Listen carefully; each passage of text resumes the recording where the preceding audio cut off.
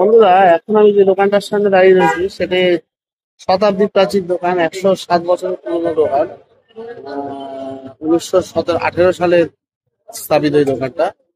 এটা বিখ্যাত একটা তেলে ভাজার দোকান, লক্ষ্মীনারায়ণ সাউ অ্যান্ড সন্স।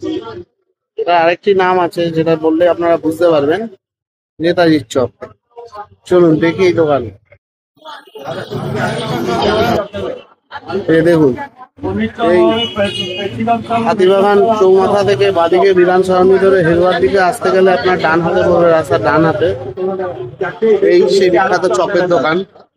এবং এই দোকানে নেতাজির চপের দোকান বলার কারণ হচ্ছে যে এই দোকানে যখন স্কটিশ চার্চ কলেজে নেতাজি সুভাষচন্দ্র বোস পড়তো তখন এই দোকান থেকে রেগুলার চপ খেতেন।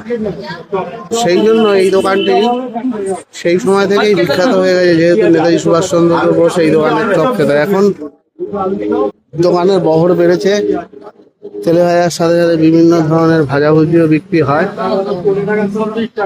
দেখুন, ডিজিটাল বোর্ডও লাগানো আছে। প্রত্যেক বছর 23শে জানুয়ারি এই দোকানে সকালবেলায় ফ্রিতে তেলে ভাজা খাওয়ানো হয় নেতাজির জন্মদিন উপলক্ষে। দেখুন কেমন লাগছে, বিভিন্ন ধরনের চপ আছে। দেখুন এখানে আমের চপ, পেঁয়াজি, আলুর চপ, ভেজিটেবিল চপ, এখানে ধোকা, বিভিন্ন ধরনের চপ এখানে বিক্রি হয়। সারাদিন প্রচুর চপ এখানে বিক্রি হয়, সারাদিন খোলা।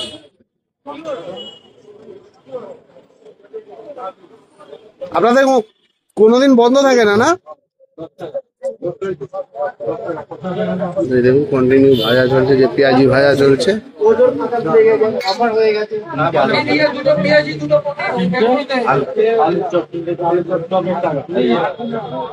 দাদা, আমাকে 5টা আমের চপ আর 5টা পেঁয়াজি।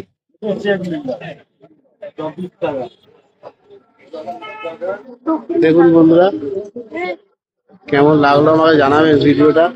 এই যে দোকানের নাম লক্ষ্মীনারায়ণ সাউ।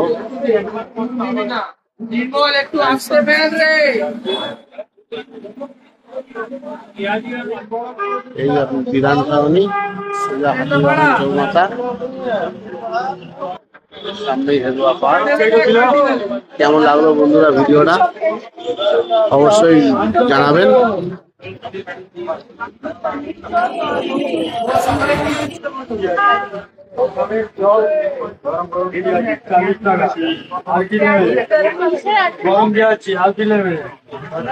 সমস্ত সেলিব্রিটি এই দোকানে চপ পেয়েছে। দেখুন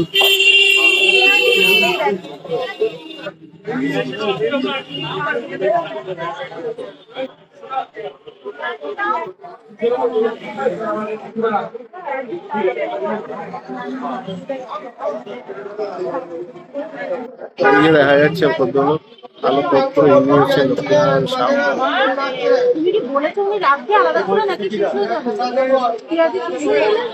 এখানে সবাই এই দোকানে এসে বিভিন্ন সময় তেলে ভাজা খেয়েছে।